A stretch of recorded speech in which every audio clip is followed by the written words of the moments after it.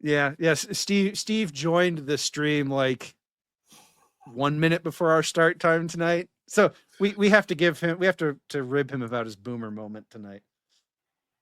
Oh, maybe I'm getting senile. Your nap take a little too long.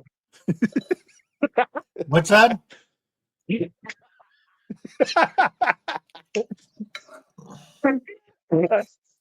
the afternoon nap take a little too long? No. Getting old. Takes me longer to stroke off now. Good night. Well played, that wasn't Steve. a nice thing to say. No, but to be fair, Nick set himself up for that.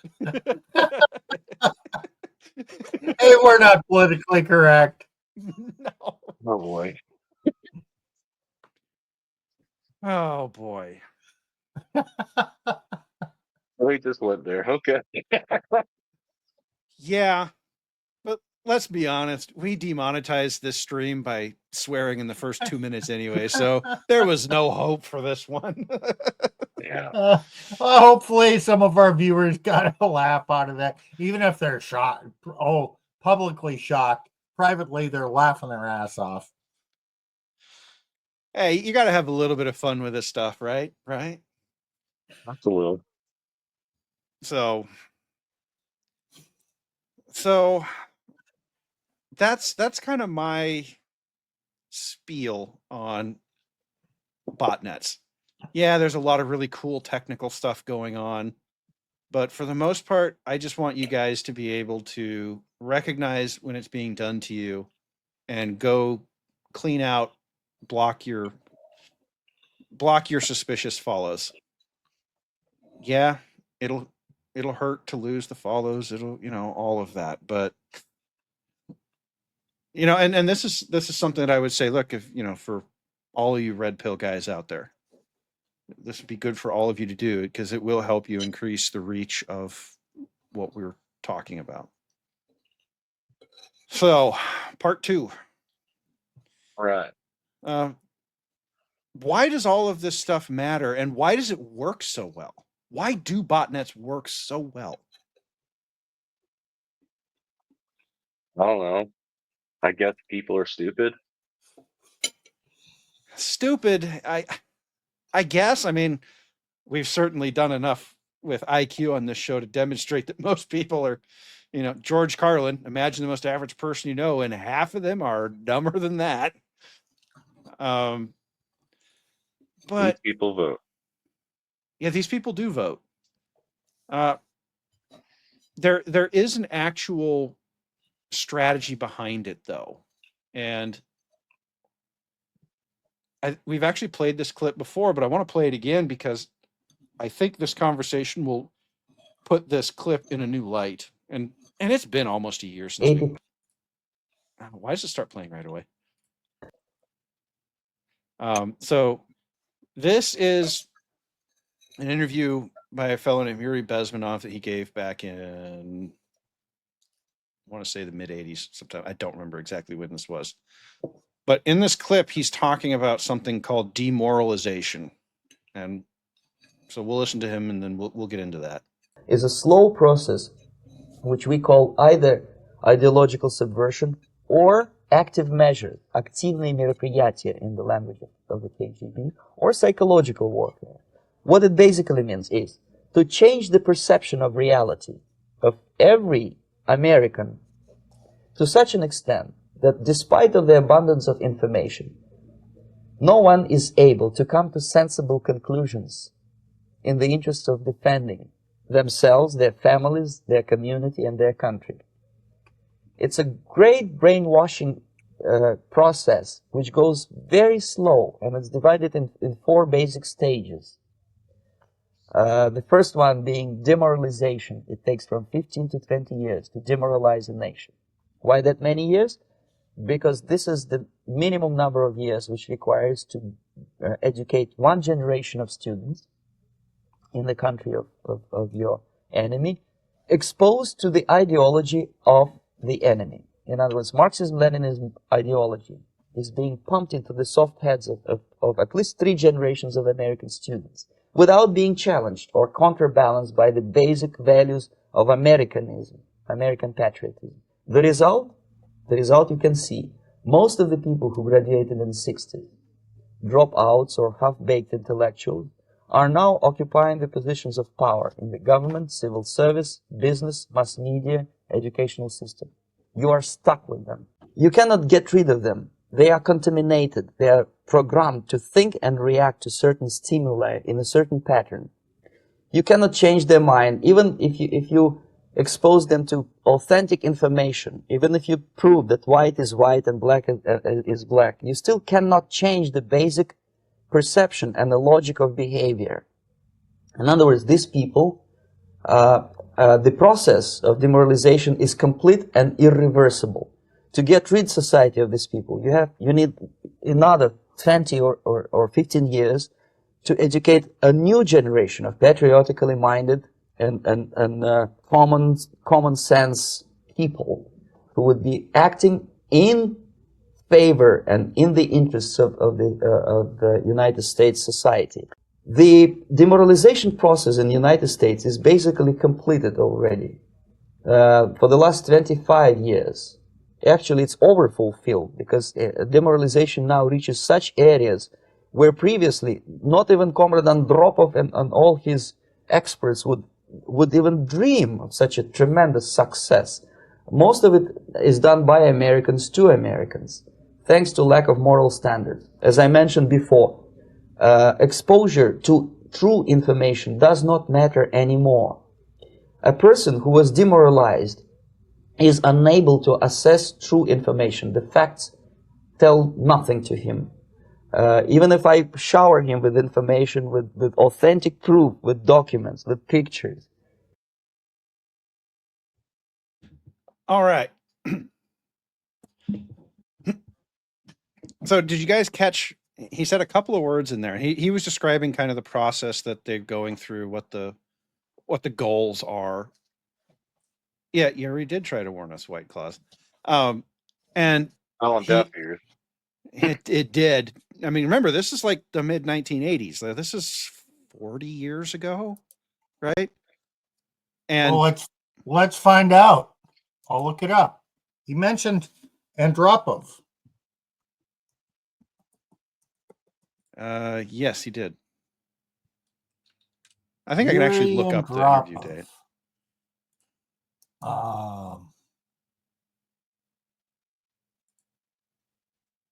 Okay, so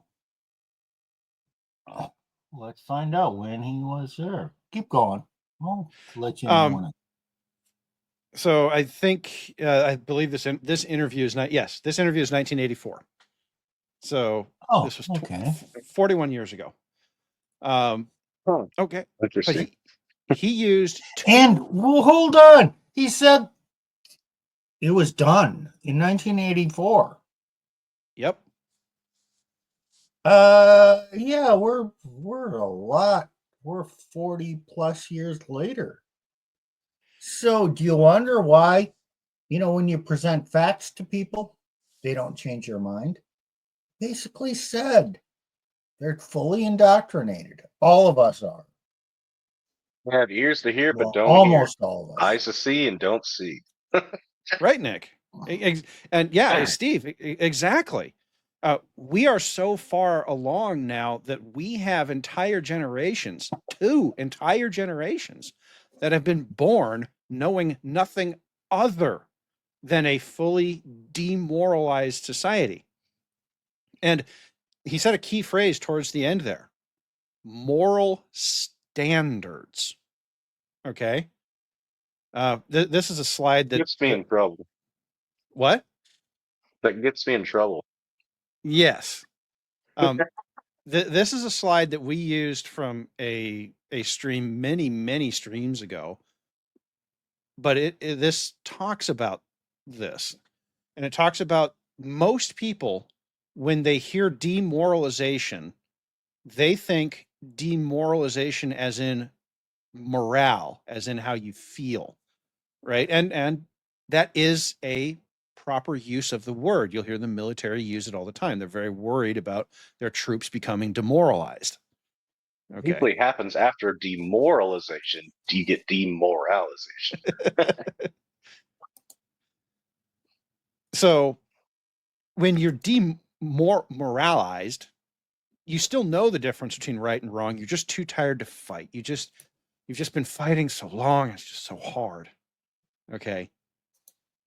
Demoralization strips you of any morality at all. Not only will you not Party care about line. the what? Except the will of the mass or Team Woman, something Well, like that. George Orwell, he understood it, and he talked about this without actually calling it this in 1984. And it's because the purpose of taking away your framework of morality is so that it's not just about that you don't know the difference between good or bad, right or wrong. It's that you're not even aware that there is one. Well, isn't that also kind of a theme of the book Animal Farm? Yes. Isn't there a lot of propaganda and getting the other animals to believe certain things that weren't true, and your usurpation of the ultimate power of the farmer and all kinds of stuff? It's a story of subversion. Yeah. And that is That on so many. We have that on so many fronts today, and it's happened over centuries too. right. Well, for us right now, it is everywhere. It is in all facets of life. You know, the Soviets were thinking they just needed to get enough to get control or influence over the government, and that would be enough. Of course, this is 1984. Soviet Union would collapse 8 years later, and so they would not be able to execute on those plans. But the lack of moral framework has stuck with us. We haven't gotten rid of it. And in fact, it's gotten worse. Well, there's a term we don't hear anymore. Intel. That stands for Communist International. They had a plan. The Intel were a vast network of communist people throughout the world, and they were going to subvert, bring the Marxist ideology and control the world, and that was their whole movement, the Intel. Now, was it real? Yeah. Was it effective? Kind of. Did they survive long enough to see the fruits of that? Obviously not. Not everywhere. No, not everywhere. Well, the interesting thing about this, though, is we are completely demoralized in pretty much every facet of life, but there is no. So, like, the Soviets had a plan with what to do about this. They just couldn't execute on it. Well, wait, sucks for it's them. only so effective. We still know what a woman is. Oh, no, shit. not really. Well, actually, Steve, you brought that up. Nick was asking for an example of what this looks like, and I brought up. So here's an example of what a demoralized society looks like. Okay. The left is very, very feminist, right? Girl power. We've got to protect and promote the women. And the very same leftists will turn around and tell you that the absolute most important way to do that is to invite men who claim to be women into women's spaces. There's no logic. There's no rationale. Why? Because there's not even a whisper of a moral framework that these people could use to say, hey, wait a minute. Are we protecting women or are we just protecting anybody who wants to be a woman? And there's some facts out there, like in the prison system, bad guys were claiming to be women to get into the women's prison and do bad things. But no, let's not. No, that's just a fable. That doesn't happen. Would you like me to pull up the news stories, Steve? There was one a few months back out of California. And this is just these are just examples of demoralization. And Can I give my example? I'll go give for my it, example. Nick. Go for it. So, all up until, the left is usually associated with, being green and don't like gas vehicles, protect the environment at all costs. And, we need to go full electric, right? The right, not so much. So before Elon Musk, dropped in with, Trump, right? A lot of the lefties a lot of them were driving these Teslas. They love Tesla. They thought they were doing a great thing. Now, the right, even some Bible thumpers. I mean, I love the Bible. I think it's inerrant and all that, but a lot of these MAGA right. Now they're all on board with Tesla. Let's support Elon Musk. And yeah, now the left now turn their back on Musk and, they're doing all sorts of acts of terror.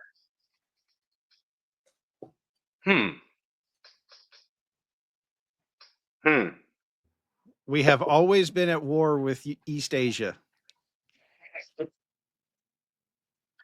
So, what moral framework? Is it just the wind blowing or is it propaganda on both sides? Well, see, that's just it. There is no moral framework. It is literally the propagandists say this is the party, if you want to go to the Orwellian term, the party says Elon Musk bad, Tesla bad. So now, today, Tesla's evil. We have always been at war with East Asia. Because the people who are following this stuff and who are caught up in this stuff have no moral framework. And, I'll be honest here. Even I can have, having studied this stuff and, understanding how it all works, I can see myself falling down some of these rabbit holes sometimes. Now, I try to catch myself, but I can see it happening to me. And I have what I think is a fairly strong, stable moral framework. I mean, as you all know, I ascribe to the Christian moral framework. Nick does as well. Steve does. So Now, the he three of adheres to the papist framework. nah. But yeah, it's a Christian. Yeah, well, we still have to. Yes, it's a papist one where you can buy your salvation Well, with indulgences and shit like that. Okay. So one of the things that the Christian moral framework gives us is, and I think this is true of all three of us, and certainly people like Shu, Chief, Alaska, John, in our comment section, White Claws, you guys all have some form of moral framework. So when you guys look at the whole transing of the kids, you go, hey, wait a minute, that ain't right. So the demoralization, there's this interesting problem with it, and this is what Orwell was also exploring in his book.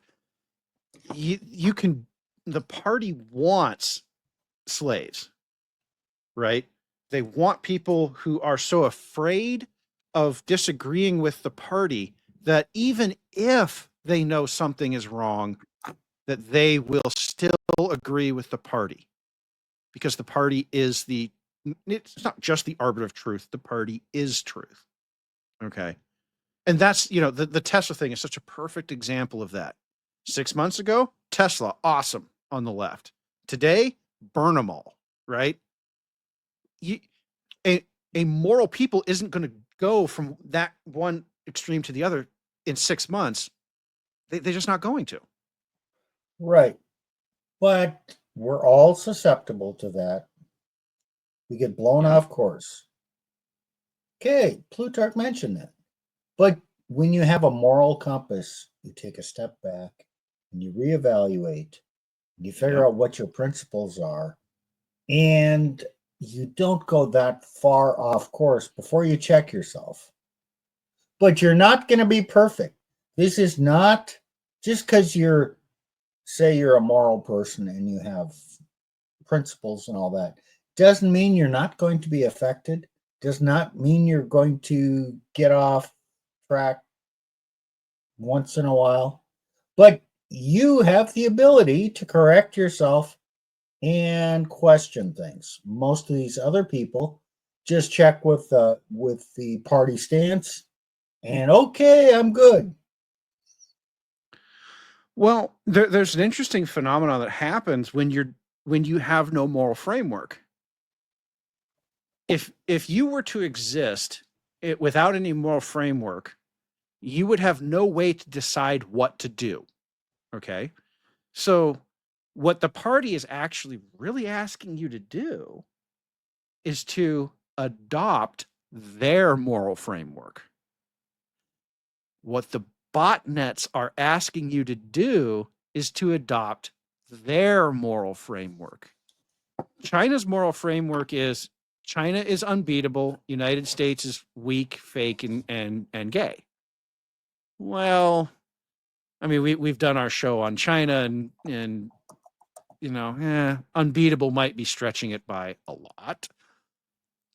Okay, and is the U.S. really all fake and gay people? No, we have them. I'm not saying we don't. We are a demoralized society, but there's also large groups of people who don't have that problem at all. Or if they do, it's a surface level problem because they haven't been trained and brought along or found a group morality. And I mean a moral framework, not the party, right? The party just wants you to do whatever. Framework. The framework could be summarized as do what thou wilt shall be the whole of the law. Now, who said that or made that popular? Is that Nietzsche? Oh, do what thou wilt shall be the whole of the law.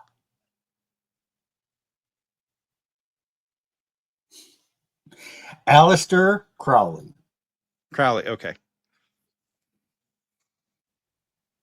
Doesn't that describe our modern world where everybody's out there doing what they want to do and saying, but I'm good because I'm following my heart.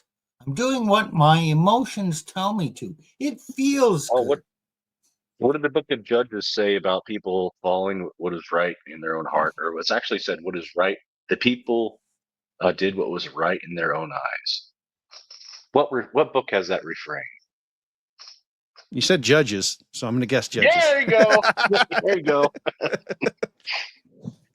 Well, Judges is a book of the Bible that is not known for being a particularly kind and cuddly read. They had a lot of societal problems and judgments upon them where they needed God to rescue them through judges because they kept doing what was right in their own eyes instead of following the moral framework that God had given them. Right. Now, Christianity is a moral framework. But, and I think we've talked about this before, Christianity is not a manual for all things in life. I think, Nick, you said it as Christianity doesn't tell you how to have, how to do a surgery, right? Oh, they give you principles for that, sure, but not. Right. So it like the Bible says that saving innocent life is a moral good. Okay, well then we can determine from that as a doctor saving life is good. Okay, but they're now, and the reason I'm bringing up doctors is because of the transing thing. Yes, saving lives is good, but if you still operate in a demoralized society, the doctors can now tell themselves that, but I can't do any harm, so I have to give this sick child what they want. No, you're wrong here. They can't do any hurt because it would hurt their feelings. But harm, actually bodily harm to their sexuality and body and genitalia. Oh, yeah, that's the actual harm. But we cannot got me, hurt Steve. their feelings. You got me, Steve. You got me. But see, again, we've talked about this in the past, the difference between hurt and harm. Yep. And we're actually elevating hurt over harm because we lack principles as a Right. society. So, yes, the Christian morality says that saving lives is a good thing, and do no harm, and the Hippocratic Oath says do no harm. Right? Okay. And so what the demoralization has done is we've now redefined all these words so that we are doing incredible harm to innocent children in the name of doing no harm. Whereas, but the Hippocratic Oath does not say do no hurt. That's true, which is why we So, have to, you know what? It's okay to hurt others. Don't harm them. That's kind of an alpha male understanding. But oftentimes, you might need to hurt others in order to stop them from doing harm to themselves. Yeah, exactly. But only a person with a moral framework for life can arrive at that conclusion. A demoralized person cannot. And this is why the Marxists were so keen on infiltrating and destroying the church.